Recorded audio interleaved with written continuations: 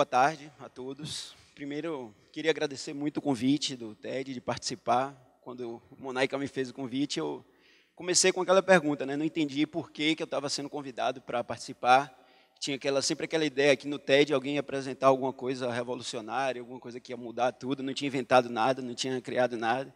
Fiquei meio sem saber o que eu vou falar, mas comecei a tentar pensar sobre o tema, né? Que foi proposto esse ano, essa ideia do redescobrir.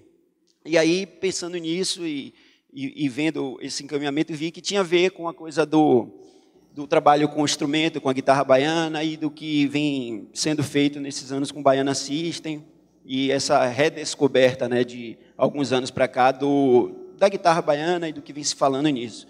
E ampliando um pouco também essa ideia de redescobrir, eu achei que isso também, de alguma forma, vale para uma redescoberta pessoal mesmo, como, por exemplo, vim falar aqui em público, que era uma coisa que eu tenho sempre foi um contraponto isso para mim, assim, o fato de eu ser músico, de tocar, de me apresentar e de ter essa dificuldade, assim, um contraponto mesmo de estar em público. Eu sempre gostei de ficar mais reservado, se pudesse até me escondia atrás do amplificador, ficava sempre de canto.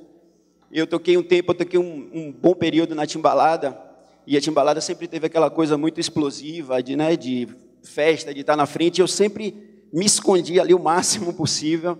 Brau muitas vezes sacava isso, então ele sempre que percebia que eu estava ali escondido, ele me fazia isso várias vezes, me puxava, me jogava na frente, me soltava aos leões, mais ou menos, como eu me sentia. E também me lembrei de coisas que aconteceram comigo, por exemplo, ainda criança, né, na escola. Teve uma vez que tinha uma apresentação, não me lembro exatamente se era Semana da Criança ou Semana do Folclore, algo assim. Ia ter uma apresentação e, enfim, era uma homenagem ao sítio do Pica-Pau, Monteiro Lobato. E tinha todo mundo, né? Ia ter todo mundo, Narizinho, Cuca, Saci, Pedrinho, Tio Barnabé. E eu ia ser o Monteiro Lobato, né? Ia ser de paletó, gravata caracterizada. E os personagens iam me fazer perguntas. Eu fui bem até ter noção da dimensão do que foi isso. Eram todas as turmas, até A, B, C, D, com pais, com não sei o que, era, sei lá, 300 pessoas num pátio, iam botar uma cadeira no meio e eu ia ter que responder a perguntas. Quando eu vi a situação, eu simplesmente corri, fugi, Monteiro Lobato desapareceu, não teve Monteiro Lobato, teve todos os personagens, eu fiquei numa mata que tinha lá no fundo até ter certeza que tinha acabado o evento e voltei de paletó caracterizado. Então isso foi uma coisa que sempre trouxe nesse tema redescobrir, me veio um pouco isso. E voltando para a coisa do instrumento mesmo, da guitarra baiana, a guitarra baiana, na verdade, foi meu instrumento inicial, né? Assim, eu comecei tocando guitarra baiana e bandolim, com toda essa referência de trios elétricos e do que vem com isso, né? Agregado com a nossa cultura e tudo. Mas depois, quando você começa a fazer outras coisas, e começa a tocar rock, e começa a fazer outros projetos, tinha outras coisas que eu vinha fazendo, eu toquei no Crack, no Lampirônicos, de certa forma eu tinha uma certa resistência de assumir isso. Por isso, de alguma forma, ser associado a essa coisa necessariamente do carnaval, de ter todo naquele período um preconceito e as coisas todas que se discute do que é o axé, do que não é, da visão que se tinha da música da Bahia quando era ligado ao carnaval. Então, você estava tocando rock, não podia tocar carnaval, e a guitarra, de alguma forma, se associava a isso. Então, eu sempre tinha essa resistência, tocava, mas não assumia isso, assim, não tinha esse olhar, essa redescoberta desse instrumento, que, na verdade, era muito natural e que veio, na verdade, me ajudou muito a formar. Mas, de certa forma, ele sempre esteve presente. Tanto na Timbalada, eu toquei em vários momentos, no Carnaval eu tocava isso, fazia, no Lampirônicos depois, em todos os discos eu gravava, nas faixas, tocava em shows. E isso era uma coisa que sempre aparecia, né? Assim, tanto na Timbalada como no Lampirônicos, a gente viajou, fez bastante show fora do Brasil, e isso era uma coisa que sempre soltava, assim. Quando chegava para tocar, as pessoas queriam saber o que era, que instrumento era aquele, e as pessoas começaram a sinalizar isso para mim. Pô, Beto, você tem que explorar mais isso, você tem que tocar mais a guitarra, assumir isso. E isso foi se maturando com o tempo, até que, assim, com algumas coisas misturadas com isso, mas eu comecei a tocar com um músico argentino que veio para a Bahia na década de 80, que também tem esse trabalho de redescoberta da nossa própria música, inclusive mostrando isso para a gente mesmo, né, que foi o Ramiro Mussoto, que teve um trabalho incrível de redescoberta da percussão, de mostrar para os próprios artistas aqui como se trabalhar com a percussão aliada à eletrônica, aliada à música contemporânea, ao berimbau. Então, o Ramiro, e ao mesmo tempo esse trabalho de Ramiro também tinha projeção mundial, já justamente por isso, por essa redescoberta que ele tinha do instrumento e das coisas daqui. E eu comecei a tocar com o Ramiro, e a primeira coisa que ele falou para mim foi assim: Betinho, aqui não tem guitarra, aqui é só guitarra baiana, porque guitarra tem em qualquer lugar do mundo. E guitarra baiana a gente só vai ter aqui. E a gente vai poder fazer guitarra baiana com berimbau, e a gente vai poder fazer guitarra baiana com percussão. Então, comecei a tocar com o Ramiro, a gente chegou a fazer umas viagens nessa formação de guitarra e de berimbau, e a partir daí começa esse embrião assim, do que seria o Baiana System, do que a gente veio trazendo, agregado a coisa da guitarra, porque parte disso, mas não para nisso, e não, logicamente isso vai se agregando. Tem a parte gráfica, tem imagens, tem a parte de percussão, a base tocando junto com isso, mas sempre muito fincado na coisa daqui. E essa redescoberta da guitarra, desses outros elementos ligados a isso, é que eu acho que fez com que automaticamente também a gente tivesse essa valorização de fora, né? O Baiana, por exemplo, muito rapidamente a gente começou a viajar, fizemos shows na China, na Sibéria, na Dinamarca, e uma coisa que ficou bem claro é que justamente essa redescoberta desses signos, desses valores da guitarra, desses outros elementos que eu falei juntos, é o que chamava atenção, o que as pessoas queriam saber, o que as pessoas se interessavam, e isso vem num processo de maturação, assim, né? O que o Baiana vai tentando agregar esses valores, o próprio nome, né, Baiana System, que parte da ideia de guitarra baiana, mas na verdade as pessoas vão associando a vários outros símbolos, e dá essa universalidade, né? Aquela máxima de que quer ser universal, cante a sua aldeia, se aplicou assim, de uma maneira muito forte nessa redescoberta da guitarra, que ninguém inventou nada, a guitarra desde a década de 40, do mesmo jeito que as coisas gráficas que são feitas, são bolas, triângulos, também nada redescoberto, mas isso fez com que tivesse essa coisa mais mundial, assim, de alguma forma, que as pessoas reconhecessem essa redescoberta e essa valorização local e se interessassem por isso, né? E, curiosamente, a primeira música do disco do Baiana System se chama Nesse Mundo, e também os projetos que a gente tem de circulação e que a gente foi fazendo, né, e viajando nessas histórias, também tinha esse nome, Nesse Mundo. E essa faixa que a gente tocou tem a participação de Roberto Mendes, que é uma pessoa que também tem muito esse trabalho de redescobrir, de olhar para a coisa do recôncavo, de Santo Amaro, do violão. Nessa faixa, por exemplo, ele não toca violão, mas canta com coisas em Yorubá, e que dentro do contexto que a gente propôs na faixa, ela toma um outro contexto, né? Então, só para começar a tocar aqui um pouquinho quebrar, eu vou tocar uma faixa aqui, essa faixa Nesse Mundo, que é a primeira faixa do disco.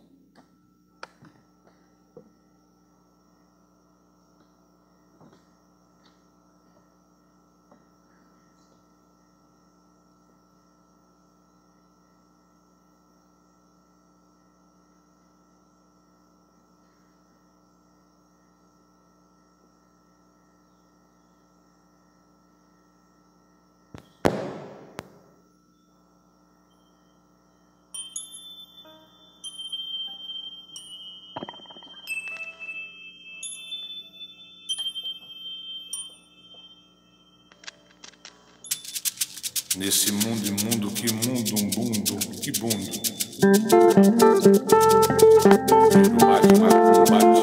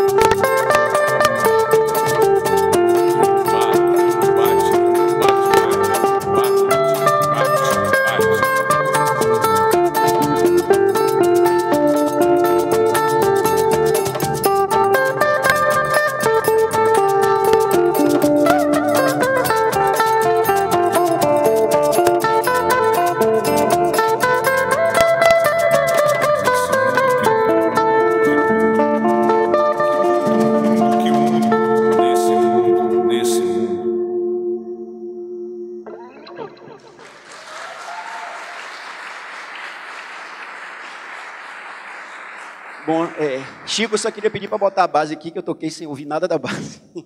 Eu só estava ouvindo o que estava lá fora, está sem base aqui. Bom, então, voltando para o assunto, né, do Baiana System, dessa redescoberta desses valores, do que era a guitarra, de olhar para isso, a própria coisa gráfica que a gente explora bastante, né, o trabalho que Felipe faz, que acaba que realimenta toda a criação do grupo, né, tanto a maneira de Russo cantar, a forma de enxergar os graves e as bases, isso de tocar, é sempre essa ressignificação, né, valores, a própria máscara, que foi um símbolo que a gente acabou usando, que é uma coisa que sempre teve presente, né, na coisa do carnaval, nas ruas, você pode ver que as formas, as coisas que são propostas também não tem nada de novo, são círculos, triângulos, mas colocados que as pessoas identificam ali coisas, né, elementos, desde fantasias de bloco afro, a barracas de festa de largo. E essa máscara, a gente, como eu falei, que a gente toca em outros lugares, as pessoas têm uma identificação com aquilo, por ser essa coisa, tem essa coisa universal, e ao mesmo tempo as pessoas têm esse sentimento de pertencimento àquilo, né? A gente tocou, o Pixel falou, e a gente tocou na virada cultural também esse fim de semana, e a gente via os baianos que estavam morando lá em São Paulo, e que estavam ali querendo usar aquela máscara e se apropriar desses signos e desses símbolos como esse sentimento de pertencimento, né?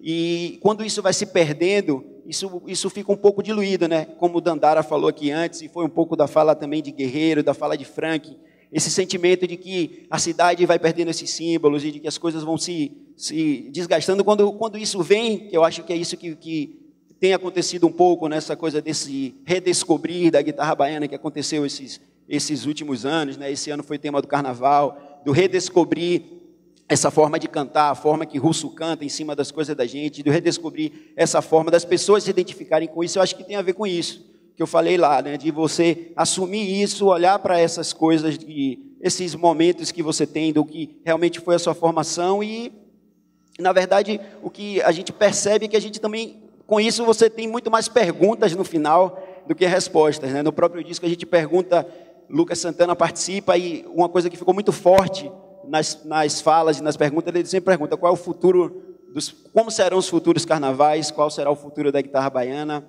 qual será trios elétricos, satélites, levando muito para essa ideia de futurismo, e a gente também não sabe como vão acontecer as coisas, como isso vem, mas eu acho que esse ressignificado, esses signos, e quando a gente se apropria disso, eu acho que a gente aponta para o futuro e tende a valorizar isso e retomar esse sentimento, né, que a gente veio perdendo nos últimos anos com a cidade, com essa falta das coisas. Quando tem uma coisinha, o cara aparece ali, opa, uma máscarazinha, opa, uma guitarra baiana, opa, uma estampa de Dandara que está ali. Isso vai trazendo as pessoas para tentar reconstruir e repensar o futuro. E a melhor coisa, eu vou tocar uma última faixa aqui para encerrar, que é uma faixa chamada Bemba Dub, que também mistura um pouco disso, de guitarra e de bases, e é isso, eu vou tocar a faixa aqui agora.